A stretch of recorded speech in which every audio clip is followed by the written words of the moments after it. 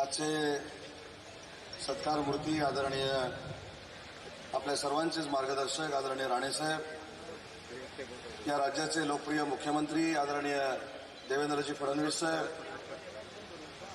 केंद्रीय मंत्री आदरणीय नितीन गडकरी साहेब, सन्माननीय तटकरे साहेब, रवींद्र चव्हाण साहेब, विखे पाटील साहेब, आशिष शेलार साहेब, नितेशजी राणे, निलेशजी राणे, व्यासपीठावर उपस्थित असलेले सर्व सन्माननीय मान्यवर आणि मोठ्या संख्येनं उपस्थित सिंधुदुर्गवासीय बंधू आणि भगिनींनो,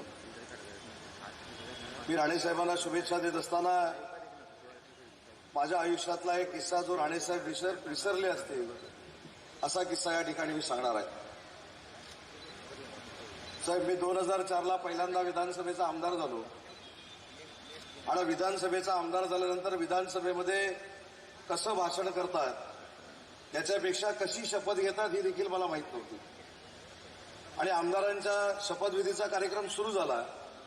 राणेसाहेब विरोधी पक्ष नेते होते आणि माझं नाव घेताना सचिवांनी उदय सावंत असं घेतलं.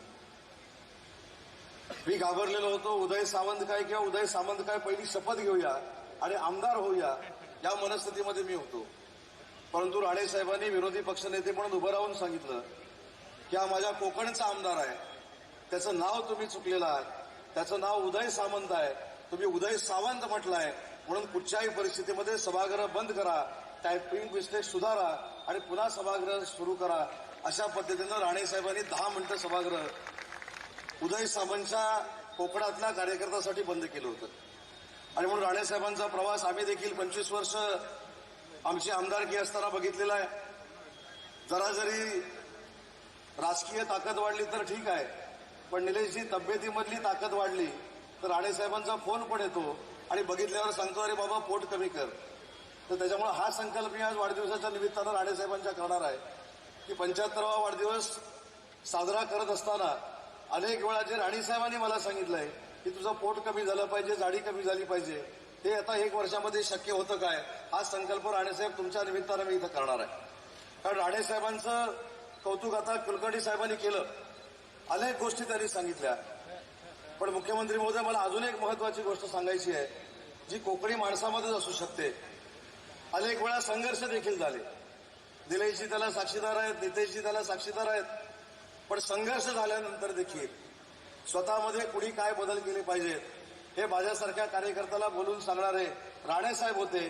त्याच्यामुळे राणेसाहेबांना आम्ही सगळ्यांनीच अधिकार दिलेला आहे, कोकणातल्या सगळ्या लोकप्रतिनिधी अधिकार दिलेला आहे की आमच्यामध्ये काय जर व्यंग असेल, आमच्यामध्ये राजकीय व्यंग असेल, आमच्यामध्ये काहीतरी चूक असेल तर तो सुधारण्याचा अधिकार जसा आईवडिलांना आम्ही दिलेला आहे तसा प्रामाणिकपणानं सांगतो की आम्ही राणेसाहेबांना देखील दिलेला आहे. आणि म्हणून राणेसाहेबांना उदंड आयुष्य लाभलं पाहिजे ही आमची ईश्वरचरणी प्रार्थनाच आहे.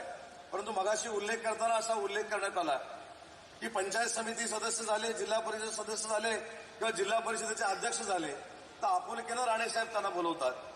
आणि तुम्ही भाषण कसं केलं पाहिजे, तुम्ही भाषणामध्ये कशा पद्धतीनं समोरच्याचा आदर केला पाहिजे, समोरचा विरोधक असला तरी त्याचा सन्मानपूर्वक उल्लेख कसा केला पाहिजे, हे जसं जिल्हा परिषद अध्यक्ष साहेब कामत साहेब तुम्हाला राणेसाहेबांनी सांगितलंय तसं 2004ला माझ्यासारख्या कार्यकर्त्याला देखील राणेसाहेबांनी सांगितलेलं आहे.